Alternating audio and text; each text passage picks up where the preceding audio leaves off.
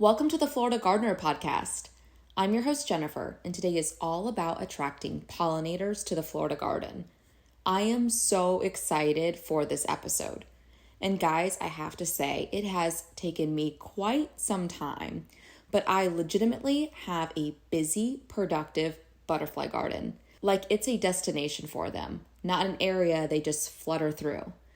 And I say that very humbly, and I can't wait to share with you how I did this. We're going to cover a lot today. We'll be focusing primarily on butterflies, however, bees, hummingbirds, and other pollinators will be discussed too. Because butterfly gardening is actually just wildlife gardening. And when you garden for wildlife, you attract so many wonderful birds and insects. Over the last few years, I have made it my mission to transform my outdoor space into a wildlife habitat, attracting as many birds, butterflies, and other insects to my garden as I possibly can.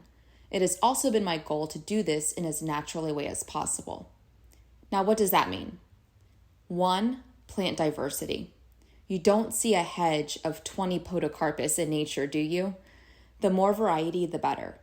And 2, I don't apply insecticides. They harm insects. These chemicals don't know the difference between a quote-unquote bad bug and a quote-unquote good bug. And when it comes to weeds, I will gladly hand pull them out of the bed rather than spray herbicides. Now, disclaimer, every now and again, I may spray a bit of neem oil. Neem oil is a more natural alternative to many of the chemicals on the market. Or I will just mix water with dish soap and apply that. Now, I only use this when absolutely necessary, and it's always a very targeted or localized approach. I never do like a mass spraying. The usual culprit is aphids in the landscape and spider mites in my potted plants. And when I see a pest, I'm not quick to intervene. I try to let nature do its thing and only take action if absolutely necessary. But usually the garden figures itself out. I have so many dragonflies now, and they are great little helpers. These guys love dining on winged aphids, mosquitoes, gnats, and many other small insects. And our native lizards enjoy eating the spider mites in my potted plants. Okay, I promise I'm going to get into butterflies, but I just have to love on dragonflies for a bit longer. They really are incredible. They are beneficial insects that help keep gardens pest-free. I never had dragonflies in my yard until I really started to rewild it. Each year I have more. Just earlier today I went outside and there were 10 hanging around, and it was amazing. And coincidentally, I have also noticed I have way less pest pressure. Now, I'm not saying I have less pests solely because of dragonflies, but I do view them as an indicator species. If they are doing well here, I'd like to think that means I have created a healthy ecosystem. Clearly, there is enough food for the dragonflies, so other insect populations must be doing well too. The goal is to have the right balance of good and bad bugs. And if you don't have any bad bugs because you keep spraying them, well, you also won't have the beneficial insects because, well, you took their food source away. So instead of just allowing a steady little population of bad bugs for the good to eat, you'll eventually just get hit hard one day with the bad. That plus monoculture landscaping, i.e. planting all of the same thing, is how pest issues get out of control. The beneficials that dine on them won't be there to save your butt. Does this make sense? Anyway, it just goes to show that nature really does have its own process for handling things. It's like in its own rhythm or groove, and sometimes the best thing we can do is stop getting in the way and just trust that process. And yes, this also means that sometimes insects we really love, like butterflies, must become food for other creatures. It's part of the circle of life. All right, on with the show. There are over 20,000 butterfly species in the world, and 700 of these species can be found in North America. We live in such a wonderful state for butterflies. About 160 butterfly species are native to Florida, while around 200 migrate through the state. And according to FloridaNatureGuide.com, it's even one of the premier destinations for naturalists in search of photography opportunities throughout most of the year. Butterflies are grouped into 6 butterfly families. 1, skippers. 2, gossamer wings. 3, brush-footed butterflies. 4, swallowtails. 5, whites and sulfurs. And 6, meadowlark. Butterflies are closely related to moths. And for the record, moths are really underrated. They are pollinators too. They take the evening shift so the butterflies can catch some Z's. And many butterflies actually look like moths. Or do the moths look like butterflies? Now, some of the butterflies you might see in Florida include the giant swallowtail, the white peacock, the atala, the common buckeye, and the infamous monarch. No sponsorship or affiliation here, but butterflyidentification.com is my jam. It has to be one of the easiest laid out resources for butterfly identification. They make it very simple, and you can drill down to Florida-specific butterflies. If you want to nerd out on butterflies, check out that website. That's butterflyidentification.com. Okay, so let's just dive right into it. If you're struggling to create a successful butterfly garden, one of the very first things you should ask yourself is, do I have any host plants? Nectar plants and host plants are not the same, and both are needed if you're going to create a successful butterfly garden. So I'm not the first person to mention host plants, obviously, but I don't think they're stressed enough. We are always talking about nectar plants, and don't get me wrong, I've listened to educators in this space discuss them, and I've read enough articles and watched the YouTube videos on butterfly gardens, but I don't know, it just always feels like host plants are portrayed as a nice to have, not mandatory, like the nectar plants. So I'm going to do that for you. Host plants. Mentally highlight this, underline it, bold it, whatever you got to do to remember. Now, I'm not saying you won't see butterflies if you don't have host plants, but I am saying if you really want to take your butterfly garden to the next level, this means not only increasing the amount of butterflies that visit your garden, but also increasing the different varieties and types of butterflies, then yes, you need host plants. So what's the difference between a nectar plant and a host plant? Nectar plants are the flowers you're most familiar with when you think of butterfly gardens. The adult butterflies drink nectar from these plants. There are so many, and while different butterflies may prefer different nectar plants, generally speaking, they aren't too picky. There are a ton of nectar plants, including lantana, pentas, black-eyed Susan, coneflower, all types of daisies and asters, and of course larger plant material too. Flowering vines and shrubs including coral, honeysuckle, blue porterweed, and hibiscus. Now, host plants are where people are led astray, myself included. You plant some popular nectar plants, then wonder why you're not seeing as many butterflies as you were promised. You need larval host plants, aka caterpillar host plants. Host plants are the plants adult female butterflies lay their eggs on. The caterpillars hatch from these eggs and immediately start eating the host plant. After a couple weeks, they create a chrysalis, and a couple weeks later, they come out of the chrysalis as a beautiful butterfly. Ta-da! While adult butterflies are not picky when it comes to nectar sources, they are extremely picky when it comes to host plants. Mama butterfly ain't gonna lay her eggs just anywhere. And the caterpillars won't eat just any old plant. They only eat their specific host plant. For example, monarch butterflies will drink nectar from many different flowers, but they only lay eggs on milkweed, and monarch caterpillars will only eat the milkweed plant. So you need host plants. Yes, the caterpillars are going to eat the plant. No, they don't kill the plant. People tend to think if they create this type of garden, it's going to get out of hand and the caterpillars are literally going to eat them out of house and home. Number one, we just covered this, but caterpillars are extremely selective. They don't eat just anything. That's what cracks me up about this. If they ate just anything, you wouldn't have to create a butterfly garden now, would you? They aren't hopping around plant to plant. Also, unfortunately, at least where I live in South Florida, it's a full-time job keeping predators away. We have tons of large invasive lizards. More on that later. And further south, iguanas, even bigger lizards than what I'm dealing with, are a huge garden nuisance. So what I'm trying to say is, if you weren't going to intervene and mama bird the host plant when you have caterpillars, like if you wanted to take a lackadaisical approach, you probably would have to plant a ton of a specific host plant, like en masse, just to guarantee enough caterpillars would even survive to eat all of your plants. Because like I said, down here, those baby caterpillars would be gone in a heartbeat with our invasive lizard populations, at least in my yard. But on that note, yeah, you gotta be okay with them eating the host plants. If you're not, then butterfly gardening ain't for you. But that's also why you don't cover your entire bed with milkweed unless you're okay with a bunch of monarchs coming and laying eggs all over the place. But if you only have a couple milkweed plants, that's not going to signal to all the butterflies, hey guys, let's haphazardly lay eggs all over this woman's yard and have a frickin' party. That's not how it works, and I just feel like I needed to debunk that. All right, so we've been talking a ton about monarchs. It's easy because it's relatable. Most people are familiar with this butterfly, but there are so many beautiful butterflies and different host plants you can enjoy.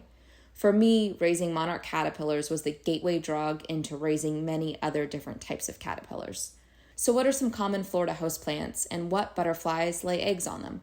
Here are the host plants that I have. Number 1, the passion flower vine, specifically Passiflora incarnata, aka maypop. It's a Florida native and has the most unusual and gorgeous large purple flowers. It looks like something from the movie Avatar. You need to Google this one. Mine is about 7 feet tall, and I have it in a 20-inch wide, 17-inch tall pot. I placed 3 long, slender bamboo stakes in the pot to support the vine. The stakes are tied together at the top with twine, so it sort of looks like a teepee. Anyway, passionflower vine is a host plant for the Gulf fritillary butterfly. A very pretty, brilliant orange colored butterfly. And they're a decent size too. I was actually able to watch a Gulf fritillary lay eggs on my passionflower the other day. It was really neat to see. Number 2 on the list is milkweed. It's best to buy native milkweed if possible. And of course, this is what brings in the monarchs. I successfully released 8 adult monarchs last month. The third host plant that I have is the Dutchman's pipevine. This is another large vine, about 7 feet tall, and I have the same setup for it as the passionflower vine. It's in a large 20-inch pot with bamboo stakes. This vine is a host plant for a couple different swallowtails. If you're in Central Florida, you may see the pipevine swallowtail on this host plant. It's a very pretty black and blue swallowtail. And then down in South Florida, where I am, you typically will see the gold rim swallowtail on this host plant. The gold rim swallowtail sort of looks like the giant swallowtail, but it's not quite as big. Still a larger butterfly though, mostly black when viewed from the top with 2 yellow bands that run along the outer edge of each wing. I've successfully gotten the gold rim swallowtail eggs to the caterpillar stage, but unfortunately they didn't make it. I think a lizard got to them. I'm not for certain, but I've seen a gecko hanging around, so he's certainly suspect.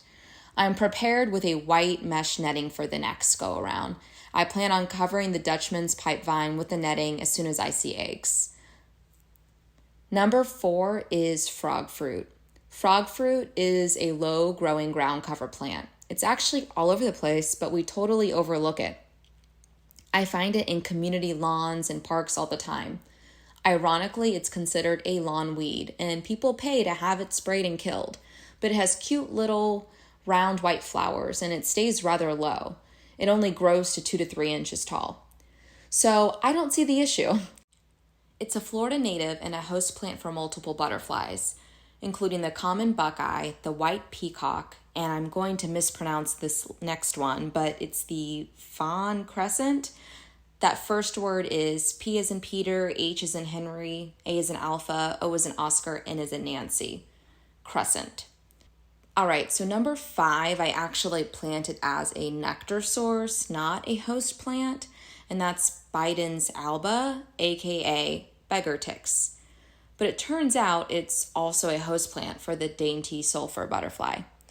I am not 100% certain they were dainty sulfur butterflies, but I have seen some small grain caterpillars on my beggar ticks.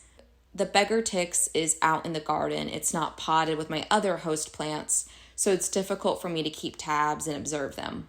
FYI, the female butterflies seem more drawn to visit the host plants and lay eggs on them when they're blooming. At least that's been my experience. Maybe it just catches their attention more. So if yours hasn't flowered yet, don't get discouraged if you haven't noticed any butterflies laying eggs on your plant. So I just need to vent for a second about lawns. I'm not anti-lawns. We need safe spaces for kids and pups to play without worrying about snakes. And of course, we need well-kept fields for soccer, football, and other sports or activities. But it is absolutely baffling that we have so much lawn that is totally unused. Why not fill it with frog fruit or perennial peanut? Neither of these grow higher than 2 to 3 inches, which means you never have to mow. And they don't require fertilizing and irrigation, so you just saved a ton of money and effort. There are so many low-growing native or Florida-friendly ground covers that require minimal upkeep and provide a food source for insects. And frankly, they're just beautiful to look at. Downtown West Palm has started adding perennial peanut into the beds in the road medians, and when they flower, oh my goodness, it's just a sea of yellow. It's so, so pretty. And guess what? When it's not flowering, it's green. By the way, that's the same color of our lawns. That thing that we pay probably way too much for. It's mind-blowing how difficult we make our lives sometimes. The easiest solution could be right in front of our face. Okay, in rant, thanks for listening. So let's regroup. One of the most important things on butterfly gardening is houseplants. Can't skip this, and there are many different houseplants that you can plant to bring in a large variety of butterflies. Expand beyond milkweed and monarchs. You can do all sorts of online research, but to get you started, the Florida Wildflower Foundation is wonderful. They are my go-to resource when it comes to Florida native plants. Tons of info on natives, including Florida houseplants and nectar plants for our local butterflies. Their website is flawildflowers.org. FLA, Frank, Lucy, Alpha, wildflowers.org. Another important piece is diversity. This is where I have fun incorporating all types of different flowering plants in the landscape. I fill my beds with tons of different nectar plants and grasses. You want variety with colors, textures, and sizes. Smaller perennial flowers, grasses, vines, even a native shrub or two if you have the room. And this doesn't mean it can't be cohesive and well thought out, you guys. Repeat plants throughout the landscape. Repetition helps it flow. That brings us into the next important piece, which is the size and density of your butterfly garden. If you just plant a couple pollinator plants, but everything else in your yard is just monoculture sod with 2 palm trees, you're not going to see a ton of action. The larger the butterfly garden, the more butterflies you'll have. Now, this doesn't mean you need to rewild your entire landscape. Start with a piece of your backyard or side yard. You can always leave your front yard alone so that the neighbors don't get onto you. Planting densely really goes a long way too, especially if you don't have a ton of space or you just want to start off small. Maximize a small bed by not spacing your plants out as much as you typically would. And don't forget, you can always go vertical with a trellis and a vine. And if possible, have these plantings on different sides of your house. So for me, the majority of my plants are actually in the front. But behind my house, I do have 3 large pots mixed with various nectar flowers, including jasmine, blanket flower, tickseed, fleabane, red salvia, and golden dewdrop, which is a small tree or shrub depending on how you train it. Mine's a petite tree. It has gorgeous purple flowers that cluster together and sort of hang off of the branches in a very whimsical way. Zebra longwing butterflies seem to love it. Definitely Google this plant. Anyway, having these plantings behind the house I found just helps to draw more attention to my yard. Give them more of a reason to hang around. Really turns it into a buffet and makes it a destination. This morning I saw a monarch visiting those potted flowers. I also see a lot of sulfurs. Not sure if they are the clouded sulfur or the yellow sulfur. I'll work on my butterfly IDing, I promise. Okay, the next important point is time. It takes time. I started this process about 2 years ago.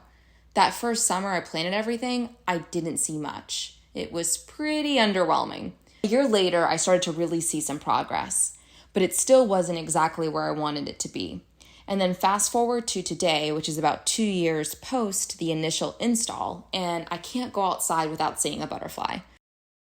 Like literally, I just took a break from recording this episode and I saw a large white butterfly. I believe it was a great southern white. I also saw a small orange one and a small brown one. And yesterday I had a Gulf fritillary and a zebra longwing visit. So be patient, I promise it will pay off. Now I want to shed a bit more light on my garden beds and what I grow. I live in a 2-2 townhome near Stuart, Florida, which is zone 10B, based on the updated hardiness zone map that came out last year. I have a total of about 290 square feet of in-ground gardening space, more than what you get in an apartment, but less than what you have in your typical yard. I have 2 main landscape beds, both are rectangular. There is a long bed along my garage wall that is 28 feet long by 3.5 feet wide. And I have another bed along the side of my house, and it's 30 feet long and 5 feet wide.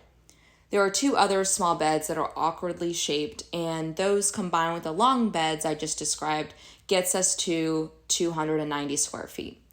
I also have a small paved area by my front door. It's 7 by 6 feet or 42 square feet. And this is where I keep all of my potted host plants. And as I mentioned earlier, I also have a few pots behind my house. That's where the pretty golden dewdrop is with the purple whimsical flowers. But there are no beds back there. So, when I first started my butterfly garden journey, I wanted to lean into the wildflower meadow look. So I planted what I thought to be a respectable variety of native wildflowers. Blanket flower, black-eyed Susan, tick seed, and a red tropical salvia. I planted all of this in the 290 square feet of landscape beds. Not gonna lie, I was a bit proud of myself, especially considering I started all of it from seed. This was definitely a passion project. I really, for whatever reason, wanted to start 200 plus plants from seed that summer for the pollinators. I don't know why, it definitely sounds crazy in retrospect. And while I was successful at growing the flowers, I was unsuccessful at bringing in the butterflies. I was really shocked. I mean, I had many of the plants they love. Around this time, I became really interested in prairie gardens. Prairie actually means grassland. So as you might assume, a prairie garden incorporates different types of grasses, but also some wildflowers too. So after about a year, I decided to start bringing in more variety while leaning into the prairie garden design style. I added many grasses, including white fountain grass, pink muley grass, and Fakahatchee grass. I also expanded the flower buffet and mixed in some blue porterweed, trailing lantana with lavender flowers, a golden yellow mounding lantana, fleabane, which is an adorable underrated flower, sweet scent, which has tiny but oh so lovely light pink flowers, society garlic, yellow African irises, and despite the controversy, I also added some Biden's alba, also known as beggar ticks. All of this was planted in ground, mixed into my existing wildflower landscape. Many don't know, but fleabane is a native low-maintenance plant that totally gives you the wildflower meadow look you've been craving. It's in the daisy family and has cute, delicate flowers. It's very overlooked. You often find it on roadsides. And it's not an aggressive spreader in my experience. It's easy to control if you don't want it self-seeding. And you may not be familiar with the name beggar ticks, but you definitely know the flower. Beggar ticks, aka Biden's alba, unfortunately has a bad rap as a weed. It has white petals with a yellow center. It's in the aster and daisy family, but it's larger and not as delicate in appearance as a flower like fleabane. Fleabane is cute. It looks like the perfect wildflower meadow plant. Beggar ticks looks weedy. Not gonna lie. Most people remember it because of its seeds, which easily stick to clothing. But it's a Florida native, and I wanted to increase the diversity in my landscape. It grows well here. Some might say too well. And self-seeds very easily. I'm in my garden every day and don't mind keeping it in check, so I went for it. And boy, am I glad I planted it. Because after adding these additional plantings, I saw a big increase in butterflies. They love all the plants, but guess which one is not only the favorite for the butterflies, but also the bees? Yep, it's beggar ticks. This is when I discovered it was a host plant for the dainty sulfur butterfly too. This is also when I started to notice an uptick in the amount of bees, dragonflies, moths, hummers, mockingbirds, blue jays, mourning doves, egrets, and herons visiting my garden. All very encouraging. And yes, I understand how nature works. I'm sure the birds enjoy a dainty sulfur caterpillar every now and again, and I've seen a snake or two in the beds slithering through the ornamental grass. Thank goodness they have all been friendly black racer snakes, at least so far. I actually caught one on camera eating a lizard. Like I said earlier, when you garden for butterflies, you're gardening for all wildlife. And for those that don't know, moths are pollinators just like bees and butterflies. More on that later. Anyway, so of course, being really encouraged by all this activity in the garden, I wanted to take it a step further. And that's when I decided to double down on caterpillar host plants. And man, oh man, I can't believe I was so blind to the difference host plants make. As soon as I closed the loop, i.e. not just provide food, but also provide plants butterflies can lay eggs on, I saw another spike, not only in butterfly count, but also in the diversity of butterflies that visit my yard. I still can't believe it. And the wild thing is, while I have tons of various nectar plants, I only have 4 host plants. 5 if you want to include the beggar ticks. But my main 4 host plants, the passion vine, Dutchman's pipe vine, milkweed, and frog fruit, the 4 we discussed earlier, are all potted and near the front door. Yep, just those 4 were able to help close the loop, and now I've got the pollinator garden of my dreams. Okay, so before we move on, let's recap what you need to do to bring in the butterflies. Number 1, no chemicals. You can't control what may have been sprayed on your plants at the nursery, but once you bring them home, you absolutely can. Number 2, diversity. Lots of different yummy nectar plants. Various sizes and shapes. Ground covers, perennial flowers, grasses, shrubs. I've noticed the butterflies enjoy resting at the top of my large perennial grasses, especially the white fountain grass and Fakahatchee grass. They get pretty tall, 4 to 6 feet, and I think they just feel safe enough to take a break on these larger blades of grass because they're higher up. I've also noticed moths taking cover in some of the plants during the day, waiting patiently for the evening. All right, number 3, host plants. You need some. You don't have to plant nearly as many host plants as nectar plants, in my opinion. Like I said, I only have 4. 2 of them are larger, I will say that. The 2 that are vines are about 7 feet tall, but still, I just have 4 at the end of the day to give you an idea. I don't think I'm ready to babysit more caterpillars than that. And I keep all 4 of my host plants in large, wide and tall pots near the front entrance. And they're on wheels. So yeah, if you place a caddy underneath your pots, this is going to make it so much easier for you. And then number 4 is space. The more area you can dedicate to this, the more butterflies you'll bring in. Planting densely helps too, and don't forget about going vertical with a trellis and vine, or even hanging baskets. I also want to note that I don't deadhead, aka remove spent flowers, so that the plant will bloom more. I let the flower heads naturally dry and fall off. That way they can easily reseed, aka I don't have to keep planting new plants, and the seeds become food for the birds. I find that the mourning doves are especially fond of my flower seeds. All right, so let's discuss predators. Lots of things love to eat caterpillars. My biggest issue is the Peter's rock agama, which is a non-native invasive lizard from Africa. It has taken over South Florida. They are much larger than our native lizards. The males are 8 to 12 inches long, and the females are 4 to 5 inches long. The males have bright orange heads. Their colors don't look real. It's as if they have been airbrushed. And they love eating caterpillars and adult butterflies. Will jump up and eat the butterflies. Yes, I have seen this. I think North Florida is safe from them, at least for now. But unfortunately, I did just hear that they have found their way into Central Florida. Welcome to the Sunshine State, am I right? I really hope the herons and egrets poking around my garden are eating some of them. Anyway, so I keep my host plants potted. I knew I didn't want to plant them in ground so I could have more control over where I place them. Some of these plants can handle full sun, but once I have caterpillars, I want to make sure I can move them into a shadier spot so they don't bake. I also try to keep them elevated, either by planting them in a tall pot. Most of mine are in pots that are 17 to 20 inches tall, and they're 20 inches wide. Or if it's in a small pot, I'll usually just flip a larger pot or bucket upside down and use that as a plant stand for the host plant, essentially. So all of this worked well for a couple months. The caterpillars were high up enough so that the agama lizards didn't notice them. I also kept them near my front door, not out in the garden. The lizards didn't venture there as much, but they started to catch on. They would just laugh at me, run up to the door, jump up into the pots, and enjoy a nice, easy meal.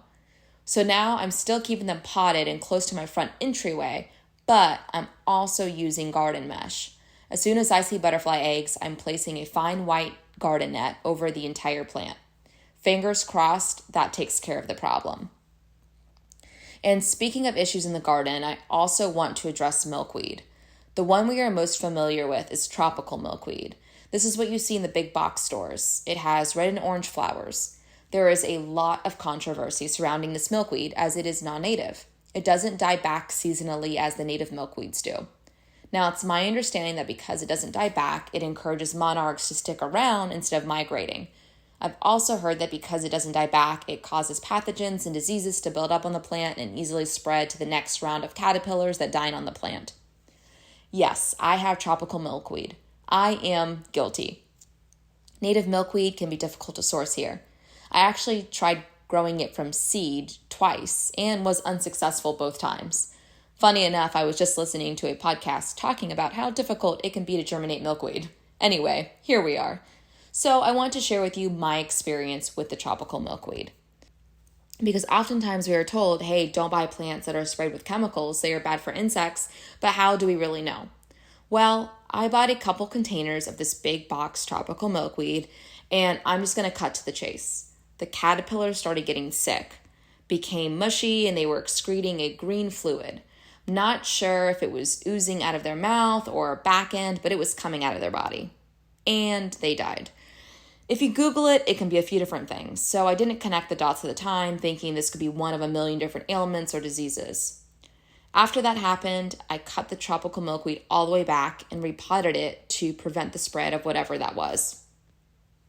Fast forward a couple months, we have a mature flowering milkweed plant again and new baby caterpillars on it. Except this time, none of them got sick. Now I know what you're thinking. Yeah, but that doesn't prove anything. And I agree. So fast forward a few days later, I'm running out of milkweed for my new batch of caterpillars, and I stupidly go back to the big box store and get more tropical milkweed. I decided not to add the new milkweed into the pot with the rest of my milkweed. After all, I didn't want to disrupt all of the caterpillars. So instead, I just placed the new milkweed right next to the existing or old milkweed so the caterpillars could climb over and get some fresh food when ready. Well, it took only a day or so when I began noticing that the caterpillars that were on the new milkweed were sick, spitting up that same green stuff and looked mushy. And it was only the caterpillars that had gone over to the new milkweed. None of the caterpillars that decided to stay on the old milkweed had this issue. Once I realized this, I immediately removed the new milkweed, cut it all the way back, and said farewell to the sick caterpillars. I let them go behind my house. I know, sad. I'm certainly not an entomologist, but to me this is proof that whatever pesticide they spray on the plant is very much still on them when we bring them home. I'm not sure how this impacts adult butterflies and bees when they are consuming nectar and pollen. I know there's tons of controversy on this subject, but what I can say is it 100% impacts the caterpillars when they eat the leaves. These chemicals literally kill them.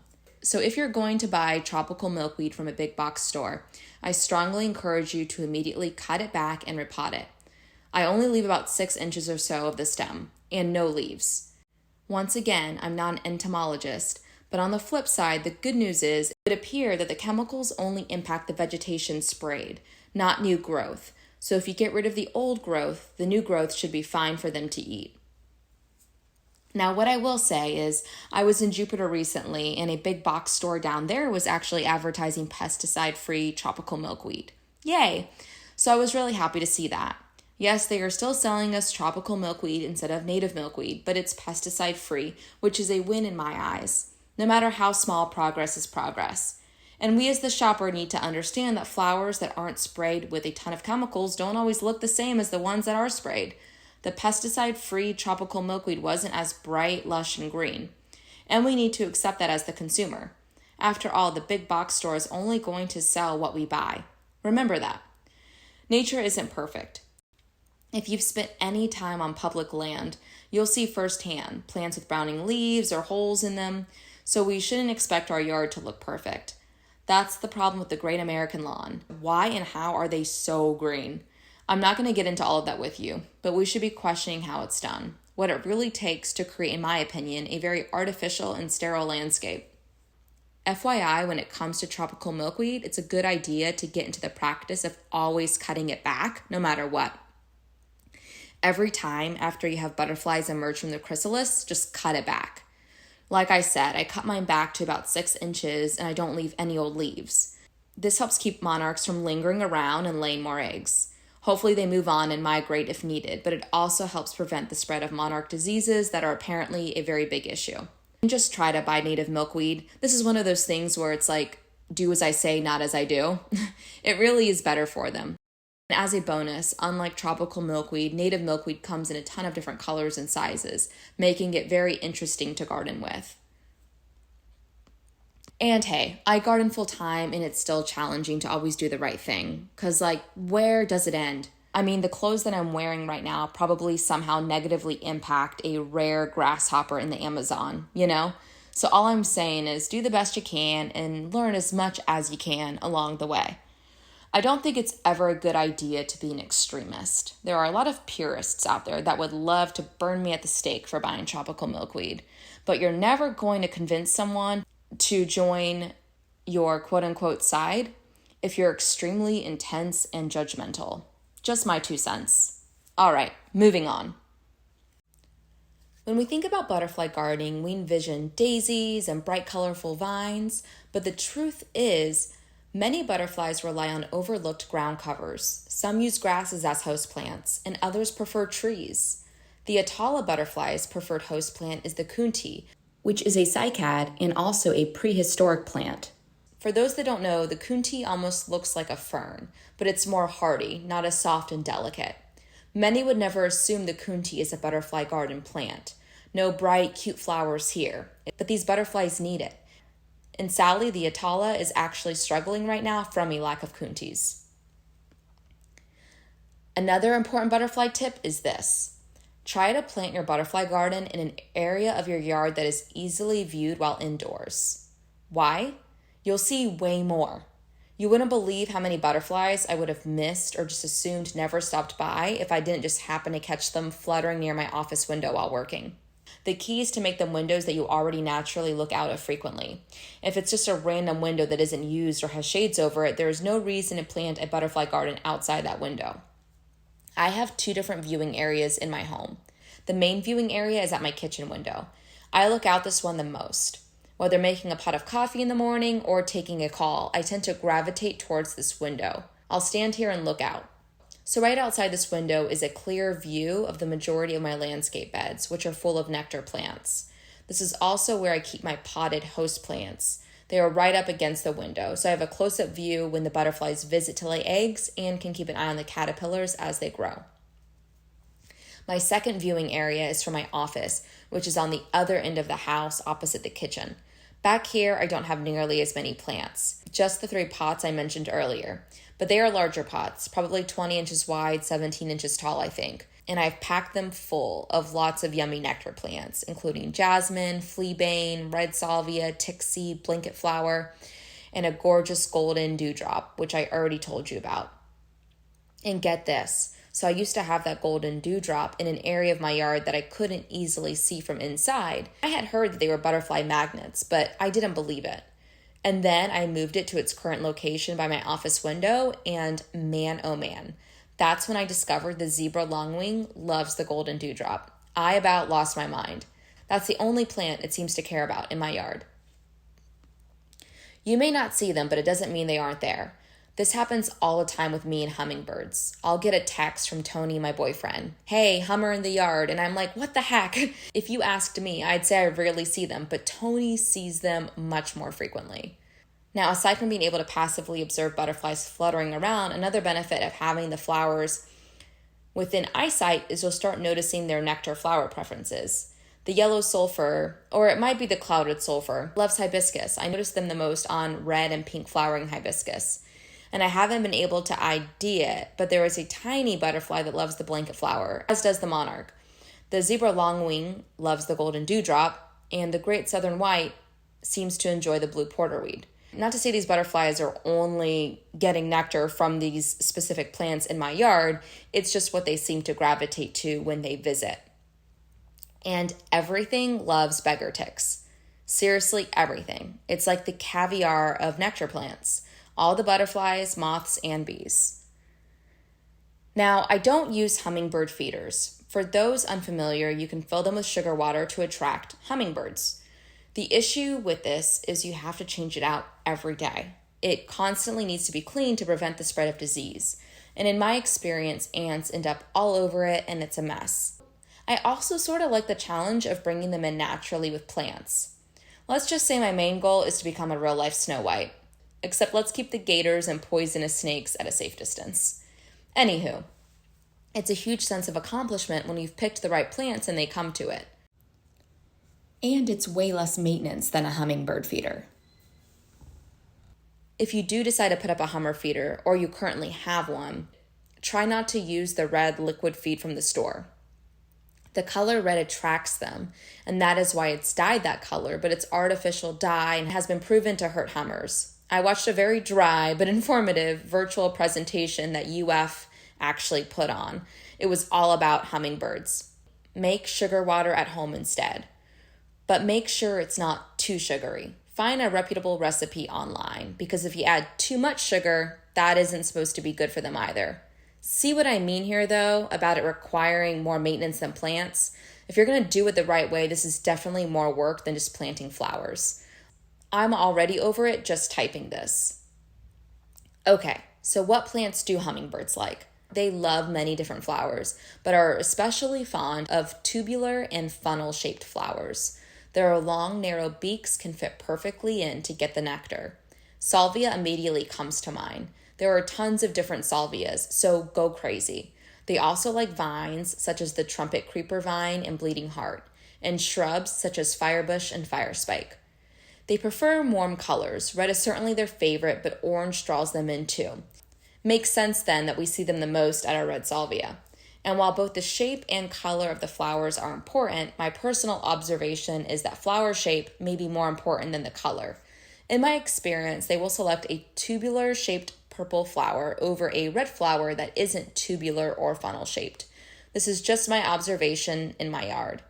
You might have a different experience.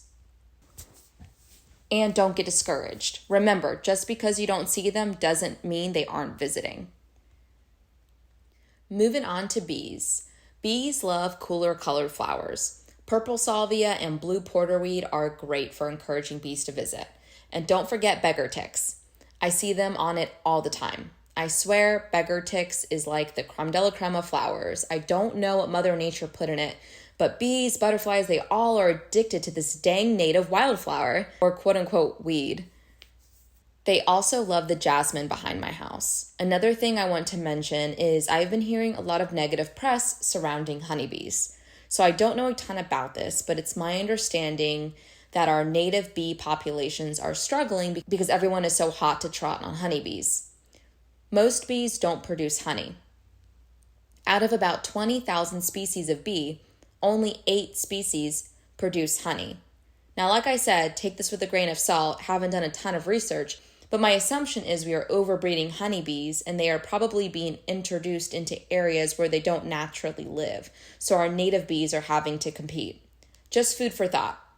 Now let's move on to moths. They're sort of like butterflies. They love various nectar plants to drink from in the evening. If you want to attract more moths, try creating a moon garden, which is a garden that uses colors like white and chartreuse, colors that stand out more in the evening, especially when the moon is out.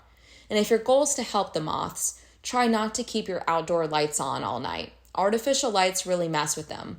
They're supposed to be attracted and guided by the light of the moon, and we throw them off with our artificial lights. It causes them to be very confused. It's sort of sad.